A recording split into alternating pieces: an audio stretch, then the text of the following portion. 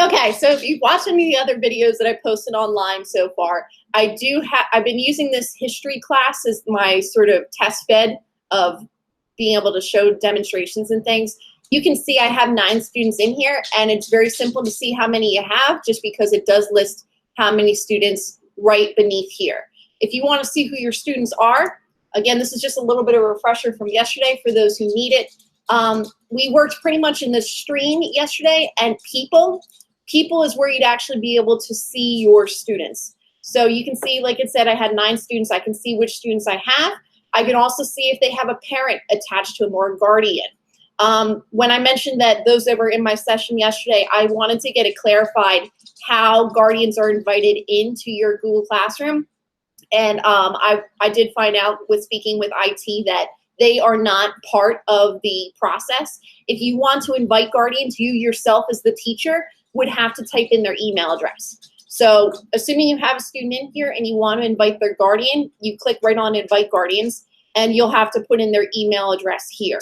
As far as being able to communicate that right now, you may be using something like ClassDojo, or you might already have email communications with parents to be able to do that. I'll follow up to say you don't necessarily have to have the guardians in this room, especially you can see at the high school level, if we have about 50% participation with parents in the room, that's actually like a pretty good number. And you may find that you don't need the guardian summaries emailed out because you're using something like ClassDojo. There's no obligation to have that in there unless it's something you personally know that you would like to have that available. So I did just want to clarify yesterday that it's not IT that's putting that information in. It would be you as the teacher if you would like that in there. The good thing, though, is if you do it this year for this school year and that student's no longer in your classroom, that parent will always transfer with that student going forward. So you're going to be helping out their future teacher by doing that legwork for them now if you are so inclined. Okay, so I'm going to use my my sheet here as kind of the guide of what I wanted to go over and make sure that I cover everything I want to do. So today we're in the classwork area. So this is where you're going to assign classwork to your students. But before I go into here, I want to make sure that you know the difference of the stream versus classwork. So the stream is like your Facebook feed, I mentioned that yesterday, or your Facebook wall. So this is where all the communication, formal and informal, will happen with your students.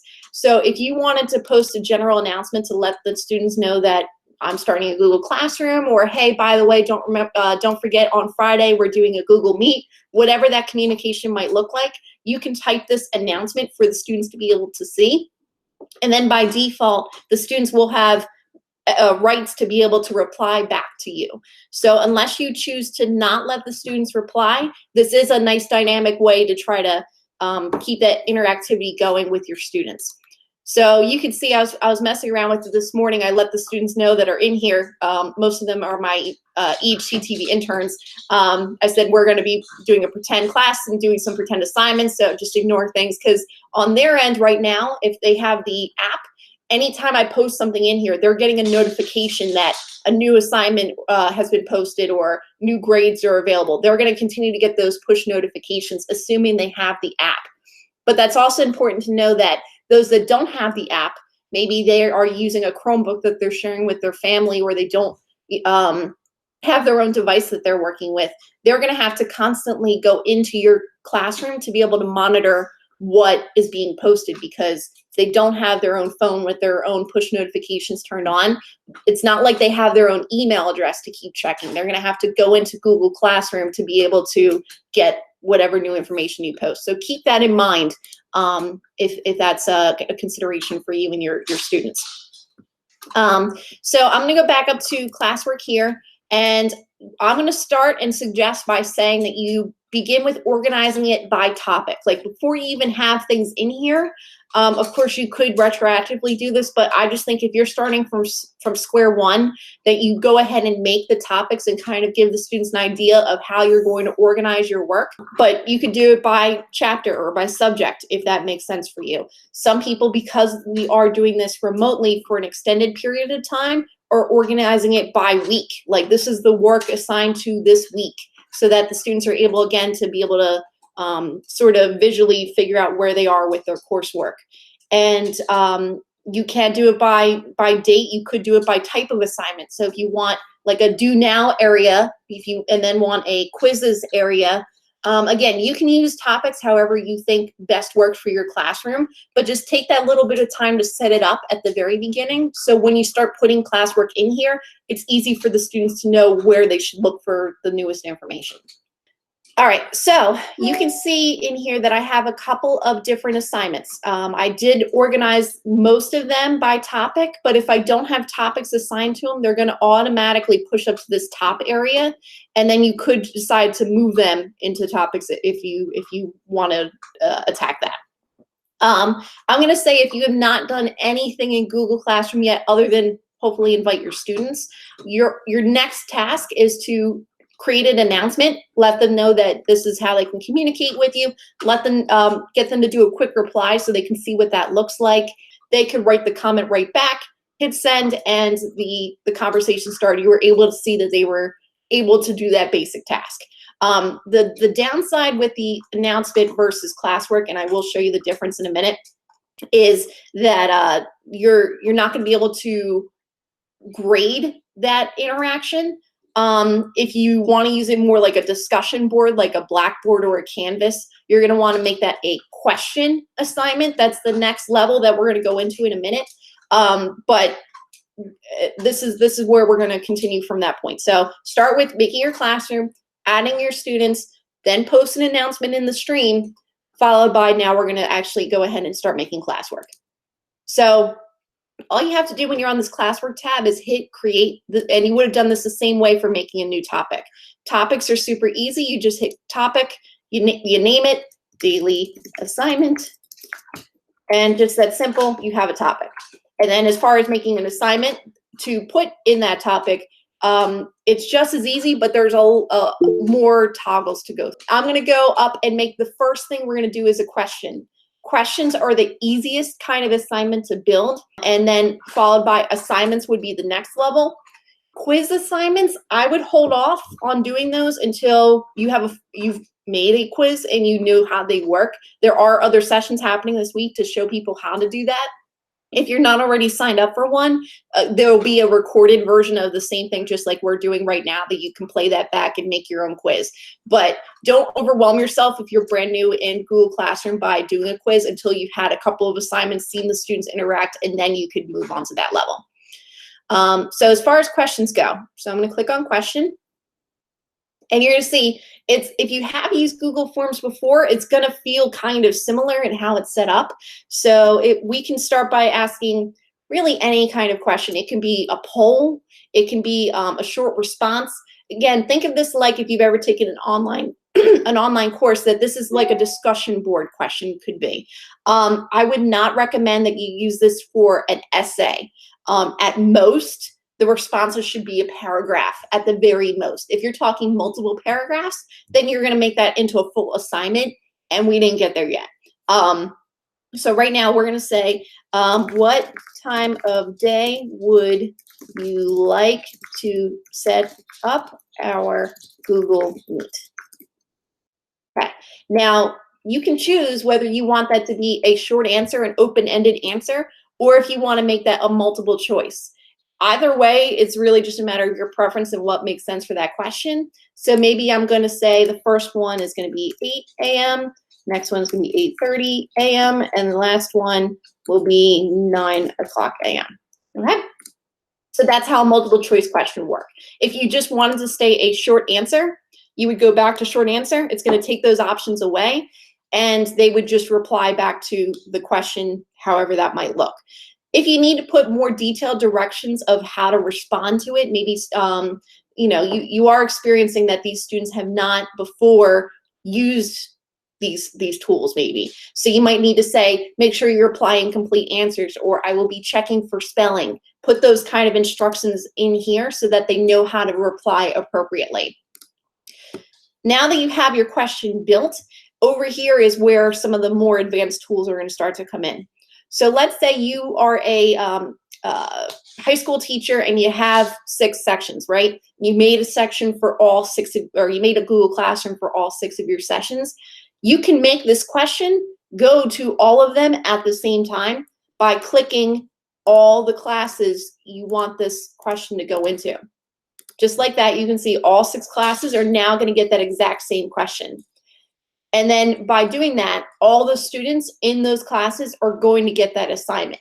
Now, let's say that you wanted this question to be like an extra credit, like 1 or 2 students really need to fill this out, or maybe you're dividing them into groups, something like that. You can actually decide, if you leave it on one section, which students it would apply to, and you just check the boxes for which students it would be assigned to just them. But by default, it's going to be whatever classroom you're in, it's going to just go to that room and just those students. And then points are automatically, just the way that Google has it set up, it's automatically going to be 100 points. You can decide if you want to change that number just by typing in there a different point value, or you can leave it ungraded.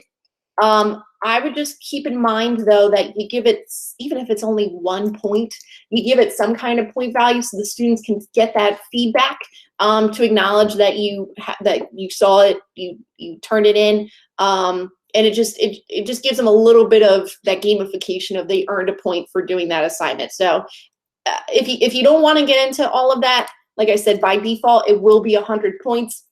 But if you're in here a lot and you want to make a question only worth 10 points, but that full assignment worth 100, that's where you would make sure you change the point value here. Also, by default, there is no due date. However, I would say to keep it as normal an environment for the students as you possibly can, that you give them some kind of due date. By choosing due dates, you can go ahead and choose it for tomorrow. You can even have it for a specific time. And then that student would be notified that they have to have it turned in by that date and time to get the full points. Then finally, I already mentioned that we had built the topics ahead of time, so we don't have to necessarily create new ones. But let's say that this question is a daily assignment. You could go down to daily assignment, and then it's going to end up organizing in that classwork for them this question under daily assignments. Now, last other things for questions, I would say is keep in mind that default, it's going to allow students to reply to each other. So if you want that discussion board feel, you're going to want that left on. If you don't want them to be able to reply to each other, you can uncheck that. And the other thing too, by default, this is turned off. If you want students to be able to edit their response, let's say they submitted it, they realized they didn't really understand the question the way that that they misread it, or they realized they had a typo and they want to fix it, you'd have to turn this on if you want the student to be able to edit their answer. Otherwise, by default, once it's submitted, they can't change their response. Any questions before I actually submit this to my students as coursework? Will the students in the class see everyone's answer, or is it private? So that comes back to, it depends how you're using it. If you don't want them to be able to reply to each other, I have not myself used questions very often, but I believe they're just turning it into you, where if you want them to reply to each other, that's when you would have to have this turned on, and then other people would be able to see their responses. So the last thing you would need to do, and I want to point this out, that this word will change depending on what kind of announcement, question, assignment it is. In this case, because it's a question, it's calling it ask. It's the same thing as assigning or posting. That the word in that box will change, but the concept behind it won't. So if I hit ask right now, it's going to ask that question, it's going to post it, it's going to notify the students in the room that I'm asking the question. So just like that, I'm going to hit this button. It takes a few seconds because Google's getting inundated with a lot of Google interaction right now. But you can see now under classwork for daily assignments, there's a question for them to do, and it's due on the 27th at 11:59 p.m. Also in the stream area, you can see that it brought it to the top that this question is going to be due for coursework for them. Now, the unfortunate part of Google Classroom is you're only ever going to be able to see it from a teacher's view. You're not going to be able to see it from a student view. I wish they would change that, but that's an unfortunate part of Google Classroom, the way they have it set up. So their view is going to look a little different than yours, but if you want to see that your assignment went through and be able to see what the progress is on it, you can click on it in that stream area. and be able to see how many students have turned it in, which in this case no one has yet, and how many it's been assigned to. So as their answers come in, you can give them a point value, but I'm going to get into grading in a little bit. I just wanted to bring that to your attention that you can either see it that way, or in Classwork, if you click on it, you'll get a quick view of how many turned it in and how many was assigned to. Okay. So moving on, I'm going to do a more advanced assignment this time. So we established that that was a question, they were able to reply to it quickly, and you know, as students were to submit their work, this would go from a 0 up until, you know, having all the students do the work they need to do. Just like we went for question, this time we're going to do an assignment. So an assignment here, it's going to look the same, but this is where you would have, if you have like some sort of template already built, if you're doing like a DBQ and you made something ahead of time, if you're doing like a Venn diagram that you made a Venn diagram and then wanted students to do it, maybe it's you want them to watch a YouTube video and then respond back to it, whatever, some other kind of different, more than just a question kind of assignment here. So title, this is what you would say, maybe like a chapter 3 review. You'd put the detailed directions of what this would look like. So if it's a, write a 5-paragraph description of what you read in chapter 3. Just throwing something in there. Now, in this case, this would just be an essay. I could assign that to the student. I wouldn't have to do any attachments to it. They're gonna make something in Google Docs and turn it back into me. You don't necessarily have to add anything for them to do that kind of assignment. They're gonna know on their side that they need to do it as a Google Doc. It's just intuitive that way. However, if you have something that you've already built, like a template, what you'd have to do is hit add. And then if you have it in Google Drive already, you're gonna hit Google Drive. And you can see it's gonna bring up the most recent things I've been working on in Google Drive. So let's say I want to add this Venn diagram that Kyle Herman so nicely made. I'm going to hit add. Now here's an important thing to know though when you're doing this kind of an assignment. By default, for those of you who've used Google Drive all the way up until now, you know that there's different rights. There's a can view, can comment, can edit, right? Most of the time, you don't want them to edit your original, as we all know. But it's important to know that there are different levels of what you can give this out as. So since this is a template, I want them to have their own copy, make whatever changes they need to make, and then submit their version back to me. So if I just hit assign, they're going to be only able to view this file and not do anything with it. I would have to hit this drop down and go down and make a copy for each student so they have their own doc to make those changes to and then submit back to me. The one that's in between is you can let the students edit the file. About 99 times out of 100, you're not going to want them to do that. But there are cases that you may want that to happen. So if you're dividing them into groups, you put some sort of Google spreadsheet on there of what the categories are, tell them to sign up for a particular category. That would be a reason why you want them to edit the file. But otherwise, usually you want them either to view an original or to make a copy for them that they would turn back into you. I want to make sure I'm not missing any questions here. So just like before, you can submit this into multiple classrooms if you needed to. You can submit it to specific students if you needed to. Make the adjustments on points, make the adjustment on a due date, add a topic to it. Now, if you get more advanced in here, you could make yourself a rubric, which is a really nice feature for quick grading. I would say, like I said before, this is all stuff that you can eventually evolve into, but you can either use one that exists, make a spreadsheet, but that's a whole other session in itself. So I would say if you can assign points, you don't necessarily have to do a rubric. Once you make one, it's great to have, but maybe not for your first assignment. Now, instead, just remember how I told you before that it said ask in the last type of assignment. This kind of assignment saying you want to assign instead. Same question, same thing. If you hit assign right now, it's going to notify the students that an assignment is in there. Right now, I don't have a due date assigned to it, so I wouldn't necessarily want to have it go out like that anyway. Maybe let's say we'll have it due next Friday instead.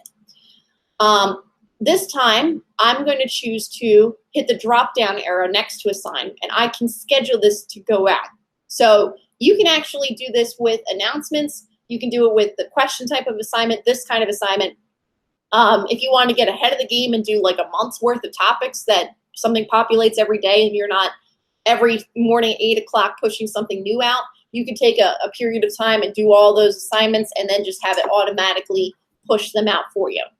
In this case, I'm going to hit schedule, and I'm going to say that I want on Monday morning at 8 a.m. that this assignment's going to go out. Now you can see with these ones here, depending if it's scheduled or still a draft, it will let me know if it's scheduled to go out. In this case, both of these are scheduled to go out on Monday. And then these two right here are still in draft form. So if I saved it to want to come back and make some adjustments, maybe put more specific directions in there, then I would have made it a draft instead. They will not go out unless you finish them and either publish them or schedule them. So it is a little hard to tell sometimes if you're just looking at the colors, which ones are drafts and which ones are scheduled. You're going to have to go over to the right-hand side to notice if it's been scheduled to go out or not. If you wanted to delete an assignment or edit something, you can still edit it even once it's posted. So let's say this question one that I did earlier, I wanted to edit. I can hit the 3 dots next to it, hit edit, make those changes, and the students will automatically get the updated version of the assignment. You don't have to follow up with an email or an announcement to let them know you changed it unless you feel like you have to. But it will make those changes for you. Same thing with something you have scheduled. If you have a bunch of them scheduled and realize, I went too far, I moved too fast, I'm going to have to change the dates on some of these, just go back, hit edit, change the scheduled date and time of when you want it to go out or the due date. Any of those things, you can still go back, make those changes. And then once you hit schedule, it's going to, same thing, update and make sure the corrected version goes out instead. Before I move into going into outside websites and some of that content, any questions? Let's see. You make a copy for students, can they edit? Yes, if you make a copy for the students, they will have their own version that they can edit, correct. Where did you say you can see student responses in the stream portion if you ask a question? So for that question, let's see. So my assignment is here. If I click right on it, all I have to do as a teacher, click right on that particular question. It's going to bring me to this screen to see who has turned it in. And I'll be able to look at, of course, in this particular instance, I don't have students' responses right now, but I could see the response and I could give them a grade value based on that response just as easily. Again, I'm not getting into the grading just right now. I think there's easier ways to look at grades sometimes, but that would be the way that you could do it from the stream. Can you create and share an assignment with another teacher who uses Classwork? Yes, if you're also a teacher in their room. If you are not if you have your own separate classrooms and you're not co-teachers in those classrooms, you can't push it for somebody else. The most that you could do is kind of copy and paste what you did, send it in an email and let them do the same thing, but that would be your only workaround if you're not sharing classrooms. Okay, so the other kind of coursework I wanted to show you would be if you wanted to make an assignment for something on the outside. So a popular one that I'm very familiar with is Edpuzzle. Edpuzzle will let you use a video like from a TED Talk or Khan Academy or YouTube. There's several other sites as well, but those are some that they're partnered with. And they will let you trim down the video. Let's say it's a 20-minute TED Talk and you only wanted them to watch 4 minutes of it. It'll let you trim down the video. And then you can also have it pop up with questions while they're watching the video. So Edpuzzle is a separate site. It's a partnered website that can be added to your Google Classroom. We're talking about having Edpuzzle as a session next week. So if you think you're interested in seeing that, make sure you add that to your survey. But Discovery Ed or Brain Pop, I know there's several others. I certainly don't know them all. And they come up with new ones all the time. But if you want, you can bring in partner websites and assign topics in here for them to work on. Something a little more basic would be if you wanted them to watch a YouTube video and just acknowledge that they watched it. Or refer to a resource of some other website. Maybe it's an article you wanted them to read. Then they would be able to have that back and forth. So let's say I want you to watch the Google tutorial. I can add a YouTube video. Now you would need to know what it's called or have that video copied and pasted. So I'm going to copy that link. I'm going to go back to my class, grab the link, put it in here, and look, there's my video. How nice. It's ready to add. It tells them how long the video is and any specific instructions of what you want them to do. Watch this video and assign.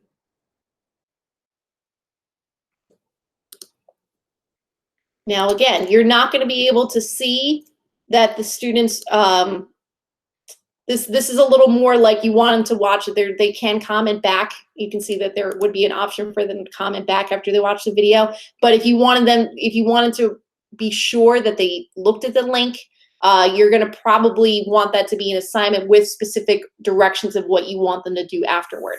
So in this case, I just told them to watch it, but I can't tell if they actually did the work. They're just going to say, yeah, I watched it, click, done. But they could do that whether they did or not. So my suggestion would be, if you're going to do an assignment like that, make sure that you go ahead and make the assignment, give them the video you want them to watch, and either take that video and go into like an ed puzzle to do what you need to do, or say, write a short summary based on this video. Okay, then you're giving them specific directions of what the expectation is once they're done, because otherwise if you just hit assign, they may not know necessarily what to do with it. And that's where the instructions feature is an important thing to have. Other questions, health and PE, can students take a picture of themselves exercising? Yeah, they could.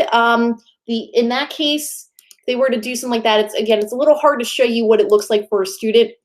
But if they're using a phone, there is an option for them to upload from their phone. It's very easy for them to do that.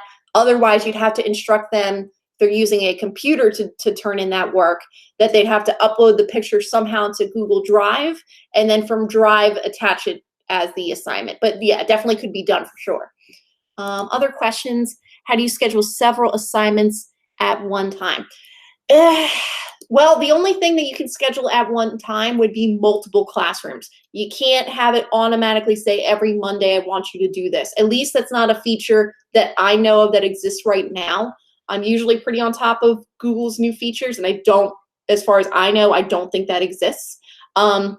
Instead, what you would have to do is say, like, every Monday, you'd have to make this assignment, make it a question, weekly check-in, and say that you want them to, write a response, have a due date of next Monday, hit ask or schedule that ahead of time, and hit schedule. Now, what you could do, which will save you a little bit of work, is you could duplicate that. Usually that would let me do it, but for some reason right now it won't. So I'm going to assume that you'll have to do it that same way. If you have specific directions, you're gonna have to copy and paste it. It is kind of, again, some work. I don't want to sugarcoat it, but that is something you could do, is just schedule a lot of things. You're just not going to be able to have it automatically every Monday something come out. Something I have my interns do is every month they have an internship log that they have to fill out.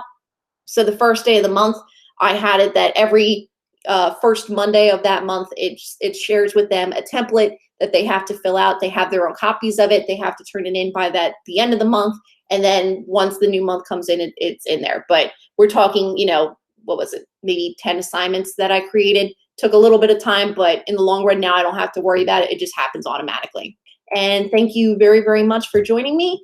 And hopefully we'll see each other in real life real soon.